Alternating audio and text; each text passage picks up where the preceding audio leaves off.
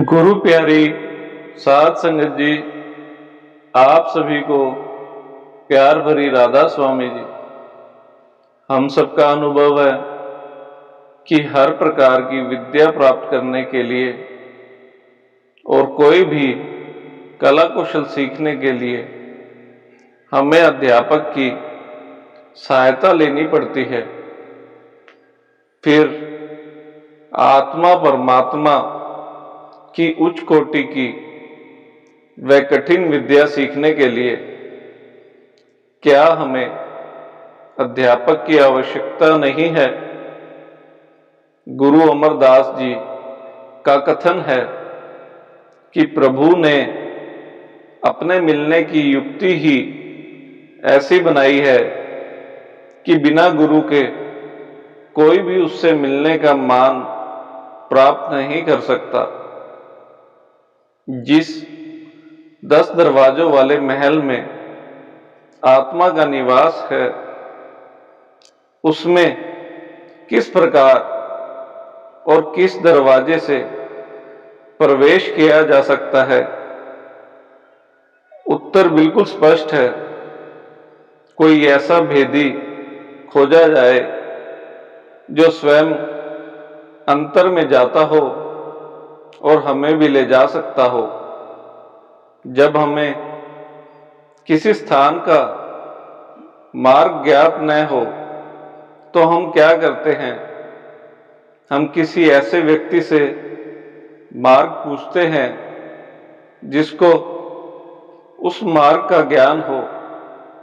अतः आध्यात्मिक मार्ग पर चलने से पूर्व हमको किसी पूरे गुरु की खोज करनी पड़ती है। उसे आप गुरु, आचार्य, मित्र, बड़ा भाई आदि कुछ भी कह सकते हैं। इससे कुछ अंतर नहीं पड़ता। कर्मों का हिसाब तो हमको ही देना है, क्योंकि जैसा बीज बोएंगे वैसी ही फसल काटनी पड़ेगी। हम अपने रोजमर्रा के जीवन में अपने पेट की खातिर, बाल बच्चों के कारण कई ऐसे गुनाह कर बैठते हैं जिनका हिसाब तो हमें ही भुगतना पड़ेगा। अंत समय में कोई साथ नहीं जाता। यार दोस्त भी शमशान तक साथ जाएंगे। धन दौलत भी मरने के बाद यहीं छूट जाएगी। साथ चलने वाले हमारे कर्म हैं जो साथ चलेंगे।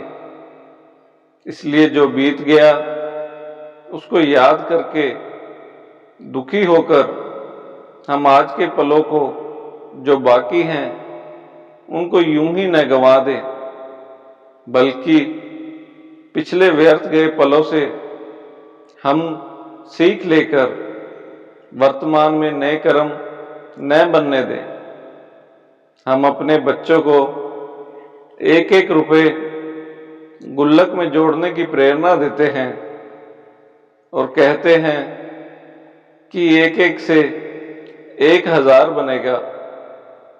क्या कभी हम खुद विचार करते हैं कि यदि हम 10-10 मिनट भी गुरु की याद में बैठें तो वह समय हमारे लेखे में आता है?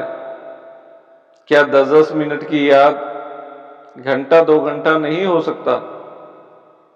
संत मत मनुष्य के सामने एक आदर्श कायम करता है और इस आदर्श की प्राप्ति के साधन का उल्लेख भी करता है। यह मनुष्य के विचार कथनी और करनी तक फैला हुआ ऐसा सिद्धांत और आचरण है जो उसके भूत, वर्तमान और भविष्य तीनों को अपनी जकड़ में लेता है।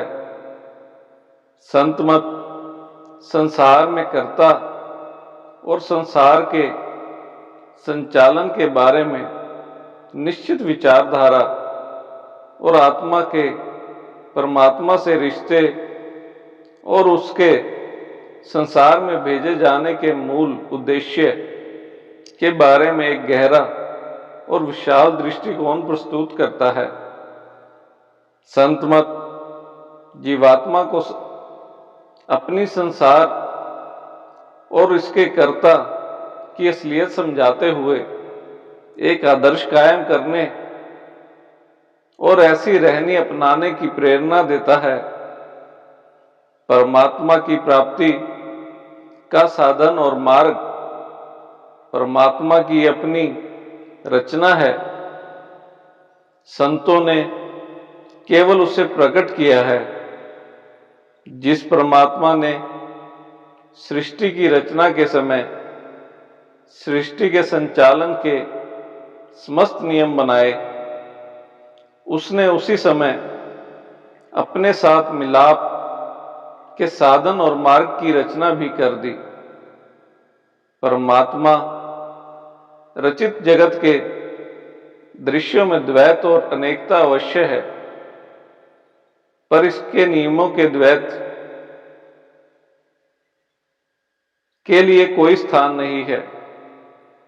बुढ़ापे और मौत का नियम संसार के किसी विशेष क्षेत्र तक सीमित नहीं है।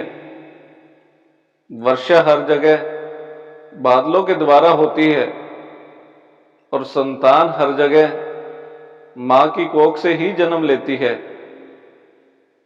प्रकृति के नियम सारे संसार में समान रूप से चलते हैं और न ही परमात्मा द्वारा रचे गए दूसरे नियम में तो तब्दीली की संभावना है और ना ही परमात्मा द्वारा अपने साथ मिलाप के लिए रचे गए साधन में किसी प्रकार के द्वैत या तब्दीली की गुंजाइश है। सब कौमों, मजहबों, मुल्कों, वक्तों के लिए परमात्मा की प्राप्ति का सदा एक ही मार्ग है और रहेगा। अगर आपको हमारी यह साखी अच्छी लगी हो तो कृपया लाइक और चैनल को सब्सक्राइब जरूर करें। राधा स्वामी जी।